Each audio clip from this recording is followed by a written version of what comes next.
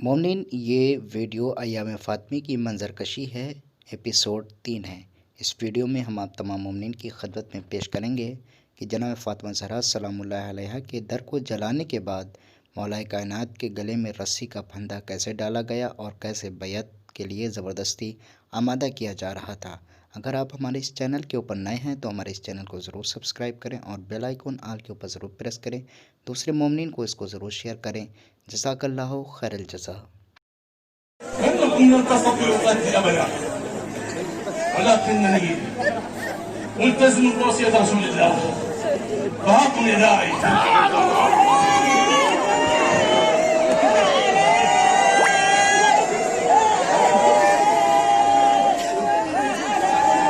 الله اكبر، الله اكبر، الله اكبر، الله اكبر. دعوهم واياكم، فإن الله سبحانه وتعالى أمرني أن أجاهدهم الآن فاصبروا.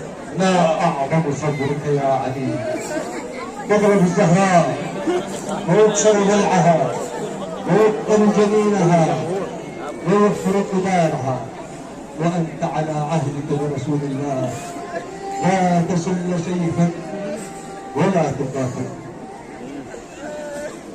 यहाँ के ऊपर मुमनिन मौलाए कायनात को इन लोगों ने गिरफ़्तार किया और फिर उसके बाद दरबार में लेके जाते हैं। उसके बाद आगे का मंजर मुलाहिज़ा फरमाएं। وأخذوا مانع باب خيبر مكتوف اليدين.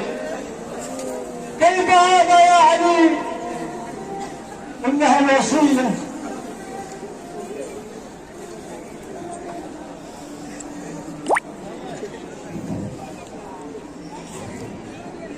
ما هكذا، ما هكذا قلنا لك يا عمر. معذرة يا أبا الحسن، معذرة. ما أسرع ما توثبتم على حق نبيكم يا أبا بكر. بأي حق وأي ميراث تحث الناس على بيعتك؟ ألم تبايعني بالأمس بأمر رسول الله صلى الله عليه وآله، وقلت ما عن أمر الله سبحانه وتعالى. دعيت هذا يا علي، والله لم تقبل عندك. أكون عبد الله وأخا رسول الله المقتول. أما عبد الله المقتول فلا عبد. والذي بعد محمدا بالنبوة يا ابن الصحاك، ولولا كتاب من الله سبق لعلمت أينا أضعف ناصرا وأقل عددا. فقبل المقدار. यहाँ के ऊपर सकीफ़े में यहाँ के ऊपर नंबर के पास लाने के बाद तभी ये अबू बकर रज़ियल्लाहु कहता है अस्सलाम वालेकुम। हज़रत अली को ऐसे وتذكر عهد رسول الله صلى الله عليه وآله. से बकर कहता है, ऐ अली, मैं तुमसे माजरत चाहता हूँ कि उमर ने ऐसा तुम्हारे साथ किया।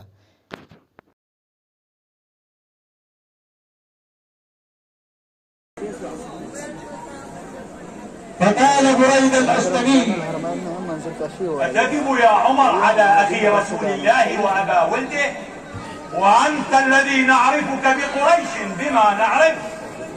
لقد شهدت حادثة الغدير عندما حمل رسول الله صلى الله عليه وآله يدعو عليا وقال: من كنت مولاه فهذا علي مولاه، اللهم والي من والاه وعادي من عاداه وانصر من نصره واخذل من خذله.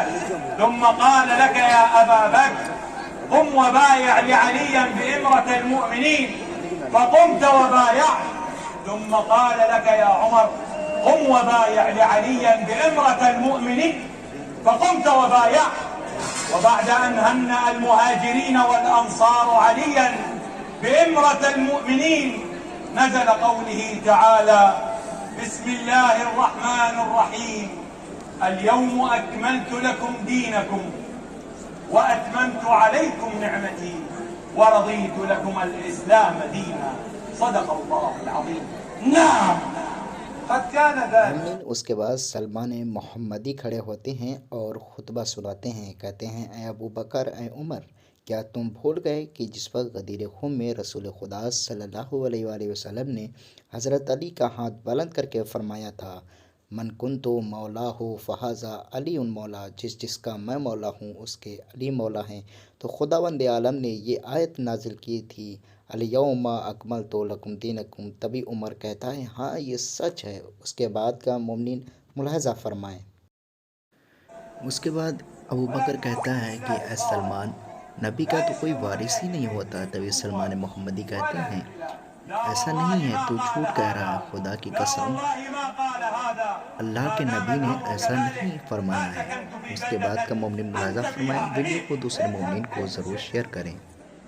فقال سلمان المحمدي إني أقرأ في بعض كتب الله المنزلة أنك أنت باسمك وصفتك ونسبك باب من أبواب جهنم يا عمرو. ما شئت، أليس قد أزاله الله عن أهل البيت الذين اتخذتموهم أربابا من دون الله؟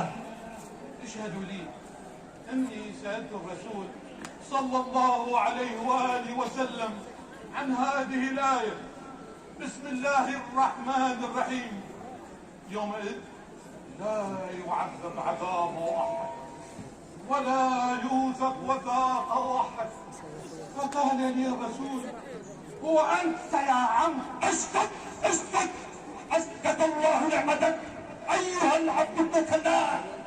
اسكت يا عمي يا سلمان، بحقي عليك أن تسكت. والله لو لم يأمرني علي بالسكوت لأخبرته بكل شيء نزل فيه وفي صاحبه.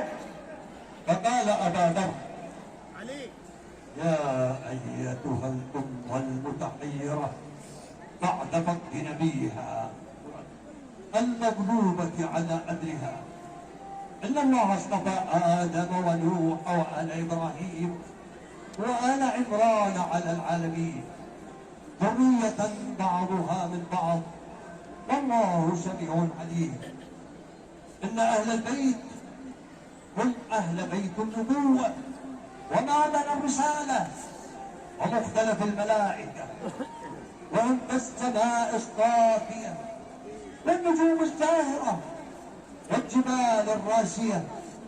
إن محمد خاتم الأنبياء وعلي ولي الأولياء. إذ قال رسول الله صلى الله عليه وآله وسلم إن لم يكن من بعدي ولي فهذا علي. ما قالها لك يا أبا بكر ولا لك يا عمر.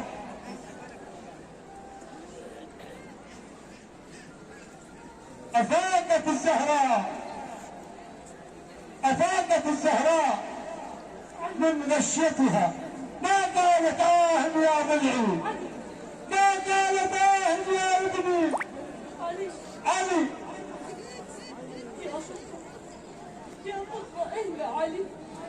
उसके बाद मोमिन जिस वक्त जनाब फ़ातिमा ज़हरा सलामुल्लाह अलैहा को जब होश आता है तो सबसे पहले सवाल करती हैं कि अली कहाँ हैं। तो बताया जाता है कि अली मस्जिद में हैं, उनको गिरफ़्तार करके ले जाया जा चुका है। तभी जनाब फ़ातिमा ज़हरा कहती हैं हमको मस्जिद जाना है। तभी जनाब फ़ातिमा ज़हरा सलामुल्लाह अलैहा इमाम हसन अलैहिस्सलाम को और इमाम हुसैन अलैहिस्सलाम को अपने साथ लेती हैं और फिर वो मस्जिद की जानिब जाती हैं। मोमिन इस वीडियो को दूसरे मोमिन को ज़रूर शेयर करें ताकि दूसरे मोमिन भी इसको समझ सकें। जज़ाकल्लाहु खैरल जज़ा। मौलाए कायनात इब्न तालिब सलाम को जो रस्सी में जकड़ के लेके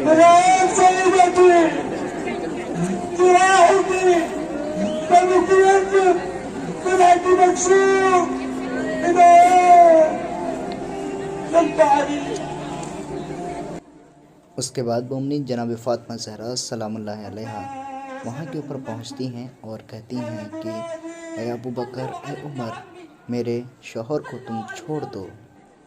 ما يجوزك فوق المنبر وهذا جالس محارب لا يقوم فيبايعك او تأمر به فاضرب عنقه. أبي أبتاه أبي أبي أبي ما لهؤلاء هم يريدون قتلي.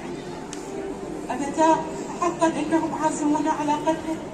لا تخافا لا تخافا يا ولدي، فوالله إنهما لا يستطيعا قتلي أبدا، فاصبرا.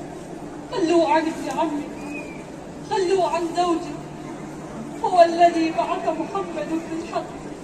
لئن لم تخلوا عنه لأضعن قميص رسول الله على رأسي وأذهب إلى قبره ولأصرخن إلى الله تبارك وتعالى فما لاقت صالح। जनाब फ़ातिमा ज़हरा सलामुल्लाह अलैहा फरमाती हैं, अगर तुमने अली को नहीं छोड़ा तो मैं बद्दुआ करूँगी। तभी मौलाए कायनात जनाब सलमान फ़ारसी को फ़ौरन भेजते हैं और कहते हैं जाके फ़ातिमा बिनत मोहम्मद को रोक लो, वरना अगर उन्होंने बद्दुआ कर दी तो पूरा मदीने में अज़ाब आ जाएगा। उसके बाद का मोमिन मुलाज़ा फरमाएं।